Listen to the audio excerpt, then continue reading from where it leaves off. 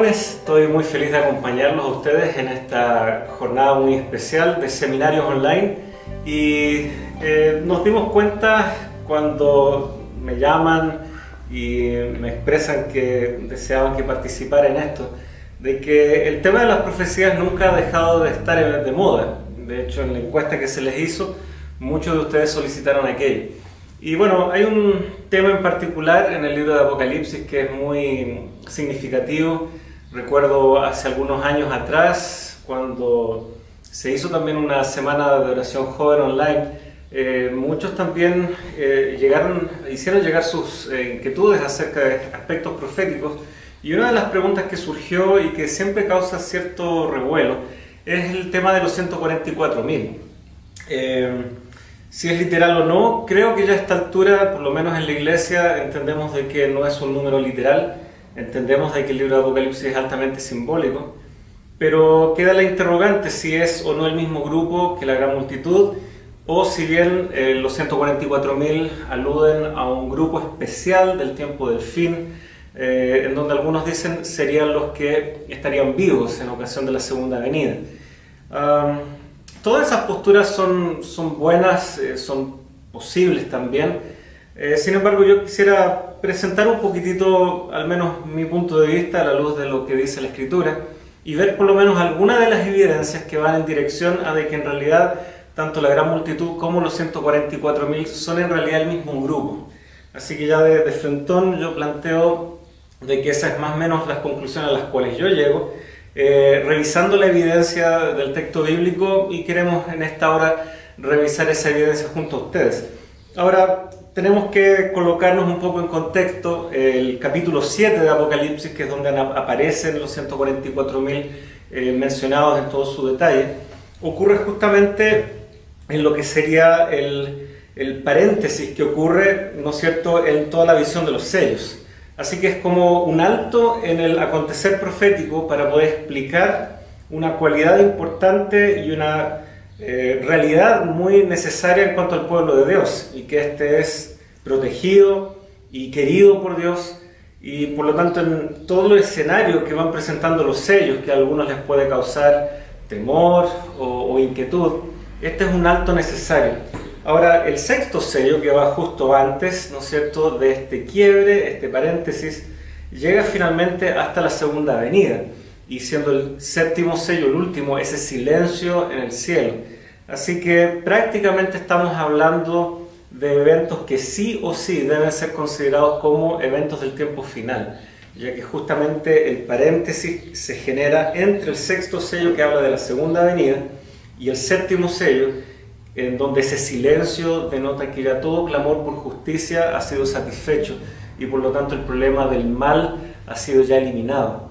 Así que sí o sí esta es una porción de la Escritura que tiene que ser interpretada a la luz de los acontecimientos finales. Y también el capítulo 7 viene a responder la pregunta que queda ahí en el sexto sello, que si nosotros leemos ahí en Apocalipsis 6, versículo 17, dice así: porque el gran día de su ira ha llegado, ¿y quién podrá sostenerse en pie? Esa es la pregunta entonces que el capítulo 7, con la descripción de los 144.000, va entonces a responder. ¿Quién se podrá mantener de pie en ese día cuando venga el Señor Jesús? Ahora, solo un breve repaso de lo que podría significar el hecho de ser sellados. Nosotros ya vemos en la Biblia, y en las gráficas ustedes irán viendo, que el sellamiento puede representar la semejanza de carácter con algo.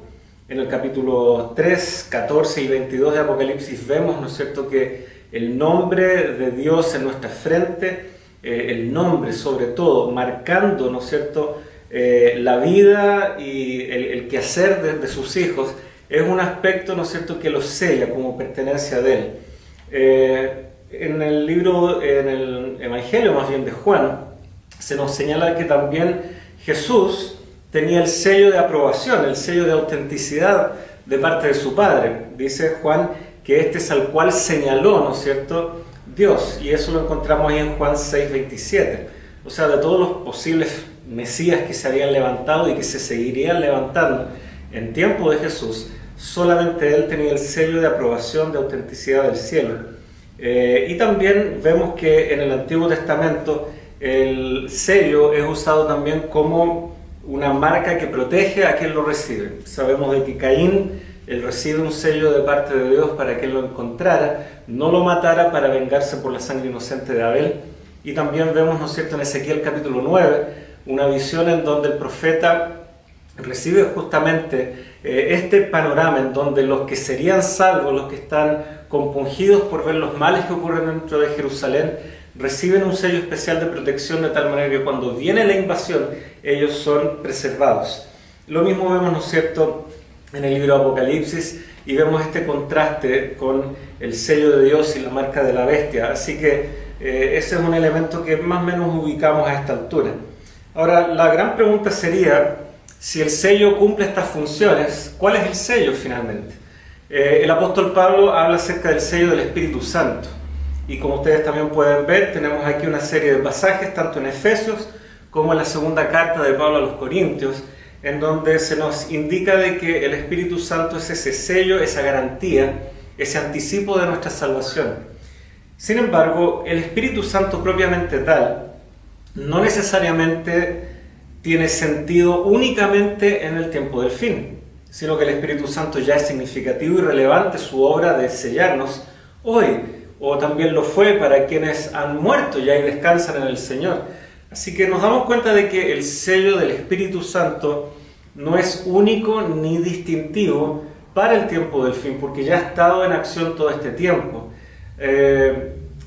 Y aquí tenemos que darnos cuenta de que esto es un tema de énfasis, porque la otra alternativa que tenemos en cuanto al sello de Dios, que es la ley de Dios, y sobre todo el sábado, más todavía en el contexto del tiempo del fin, también es relevante en este tiempo. Nosotros de hecho observamos el sábado, muchos antes que nosotros también observaron el sábado, y de hecho nuestra iglesia nace por el escudriñamiento de la Escritura y redescubriendo esta gran verdad. Así que alguien también podría alegar y decir, bueno, si el Espíritu Santo no es exclusivo del tiempo del fin, tampoco pareciera que es la ley de Dios o el sábado. Sin embargo, en el escenario profético que se nos presenta en Apocalipsis, ese sí va a ser el tema de debate y de discusión, porque la marca de la bestia justamente nos aparta de los mandamientos de Dios, impone a la fuerza, ¿no es cierto?, la adoración en otro día, que sería el día domingo, y por lo tanto lo que va a dividir las aguas en el tiempo del fin de manera muy visible, muy patente, y que va a ser motivo de controversia en este tiempo final, va a ser justamente el tema de la ley y el día sábado. Así que esa es tal vez una pequeña diferenciación entre estos dos sellos, y que por tema de énfasis nos debemos inclinar entonces más hacia el sábado y la ley de Dios, más que el sello del Espíritu Santo. Sin embargo, ambos son necesarios y ambos están, ¿no es cierto?, realizando su tarea de resguardarnos, de identificarnos con Dios y todos aquellos aspectos que ya comentamos. En cuanto a la ley de Dios, nosotros sabemos de que eso sería una señal perpetua entre Dios y su pueblo. De hecho, conocemos los pasajes en donde se pide que lo tengamos, ¿no es cierto?, como frontales, ¿no es cierto?, en medio de nuestros ojos, en nuestra mano al caminar, al acostarnos y levantarnos, y conocemos ese pasaje en Deuteronomio 6, y vamos viendo, ¿no es cierto?, de que ya tenemos una historia bastante rica en cuanto a la Escritura, de ver la ley de Dios como una señal entre Él y su pueblo. Sobre todo con lo que comentábamos recién, será el gran tema de controversia en el tiempo final. Ahora, vamos entonces a la pregunta en sí. Ya sabemos que puede representar un sello, ya vemos de que el sello será más bien el que se relaciona con la ley de Dios y el sábado, pero ahora nos toca entonces ver estos que son sellados, ¿quiénes son? Y muchos entonces se dividen ya sea entre una o dos posturas. Por un lado, ya que el texto bíblico de Apocalipsis 7 dice que cuando Juan oye el número de los sellados, él empieza a escuchar una enumeración de tribus del pueblo de Israel. Así que algunos dicen, muy bien, tienen que ser judíos. Entonces, si estos son judíos, algunos dicen, bueno, la gran multitud tienen que ser todos los demás, los gentiles, los que han creído en el Señor, y ese es tal vez un planteamiento. Para otros, esta es la iglesia, y judío se toma en sentido simbólico, pero hacen esa diferenciación de que los 144.000 son los que viven en el tiempo final, y la gran multitud serían todos los redimidos de épocas anteriores que también fueron fieles a la palabra de Dios y al testimonio de Jesucristo. Y eso también puede ser muy posible. Sin embargo, como ya les dije, vamos a ir viendo ciertas evidencias que, por lo menos a mi parecer, apuntan a que en realidad este es un mismo grupo. Y vamos a ver al final por qué esto es importante. No es solo por capricho que uno quiere tal vez compartir este punto de vista. Primero, vamos a la evidencia 1, como podrán ir viendo en la gráfica que va acompañando. Tenemos aquí una lista de tribus, como ustedes ya bien conocen, 12 tribus, 12.000 de cada tribu, dando un total de 144.000. El único problema, si eso fuera posible llamarlo así un problema, es que la lista de las tribus no es consistente con otras listas que se encuentran en la Biblia. A modo de ejemplo, tenemos Génesis 49, en donde, ¿no es cierto?, se da la gran bendición a todos los hijos, ¿no es cierto?, de Israel, ¿ya?, de Jacob, y ahí se menciona, ¿no es cierto?, cada uno de ellos. Sin embargo, no todos ellos fueron líderes de tribu, que en el caso de José, él no se habla más bien de una tribu de José, sino más bien sus dos hijos pasan a ser cabezas de tribus. Así que los listados posteriores nos van dando una visión más correcta o completa, por lo cual tal vez uno de los pasajes más convenientes sería Números 1, ya el capítulo 1 de Números. Ahí se nos da un listado bastante completo de las tribus, y otro bien relevante también por la época en que se vivía, Ezequiel 48. Como sea, ni una de estas listas es idéntica, pero la lista de Apocalipsis 7 llama la atención por algo. En primer lugar, Rubén. Rubén era el hijo mayor, y en los otros listados iba siempre al inicio. Pero en Apocalipsis 7 nosotros nos damos cuenta de que el apóstol Juan comienza, como leemos ahí en el versículo 5, con la tribu de Judá. ¿Ya? Apocalipsis 7:5, él comienza con la tribu de Judá. Es la única vez en la Biblia en donde el listado de las tribus comienza con Judá, que no era el hijo mayor. Pero esto es significativo porque es de la tribu de Judá de donde viene ¿quién? Jesús. Él es el león de la tribu de Judá. Y si consideramos que todo el libro de Apocalipsis es un libro que se centra en Cristo, en su obra, en la adoración, ¿no es cierto?, que nosotros tenemos hacia Él, tiene mucho sentido entonces de que se encabece el listado de este grupo con la tribu de Judá. Es ya un indicio, una evidencia de que este es un grupo cristocéntrico y no etnocéntrico, no centrado en una etnia, no centrado en una etnia como sería una nación, como lo es, ¿no es cierto?, el pueblo de Israel. Así que esa es una evidencia interesante. Lo otro, tribus que se omiten en este listado, si ustedes comparan con los otros listados, Dan y Efraín no se mencionan, que si eran tribus del Antiguo Testamento. ¿Por qué no se mencionan? Como también pueden ver ahí en la gráfica que acompaña, hay diferentes pasajes en el Antiguo Testamento en donde Dan y Efraín tristemente tienen una muy mala reputación. Se los asocia como tribus rebeldes, apóstatas, y por lo mismo aquí se evita la mención de estas dos tribus. Y es por una razón muy sencilla. Si nosotros vamos a la siguiente vez que se habla acerca de los 144.000, que sería en el capítulo 14, nos damos cuenta de que el versículo 4 señala de que estos son los que no se han contaminado con mujeres, pues son vírgenes, son los que siguen al Cordero por donde quiera que va. O sea, los 144.000 no comparten las cualidades de apostasía, de rebelión que tienen estas dos tribus. Sabemos que mujeres ahí se refiere a conceptos religiosos, erróneos, etc.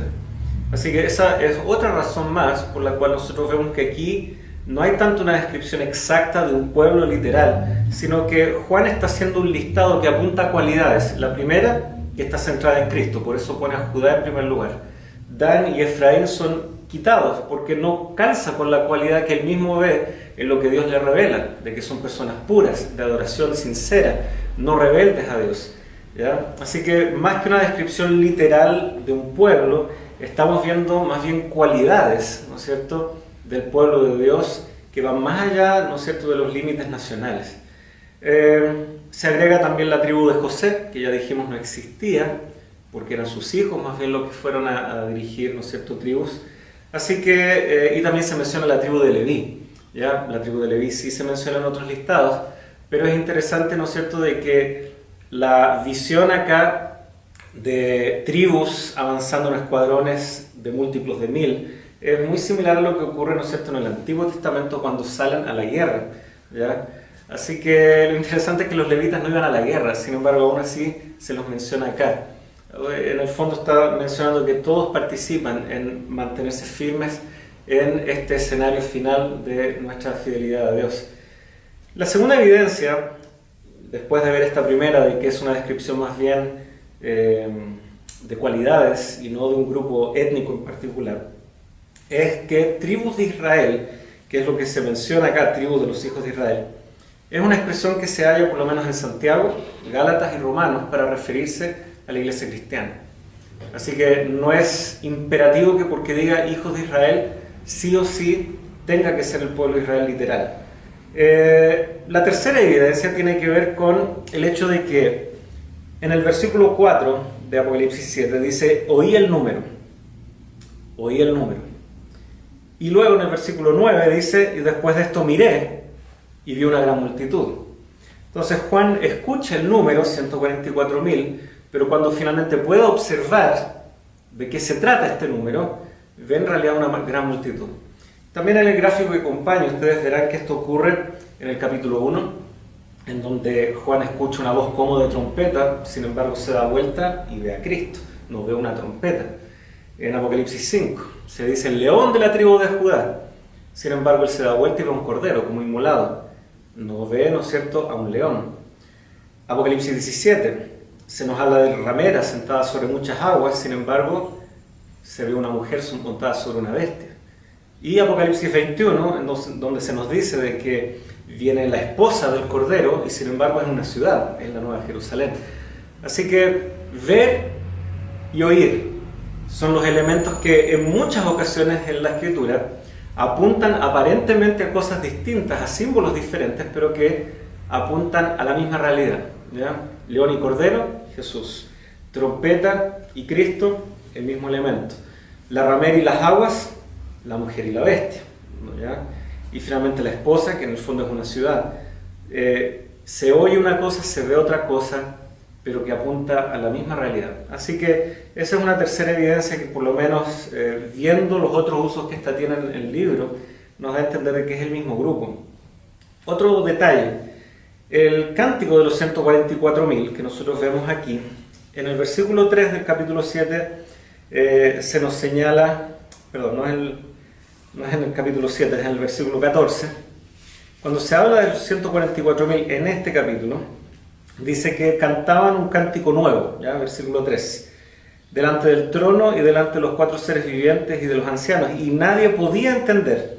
Eso de que nadie podía entender es interesante porque de la gran multitud en el capítulo 7, al hablar de su número, se nos dice que nadie lo podía contar.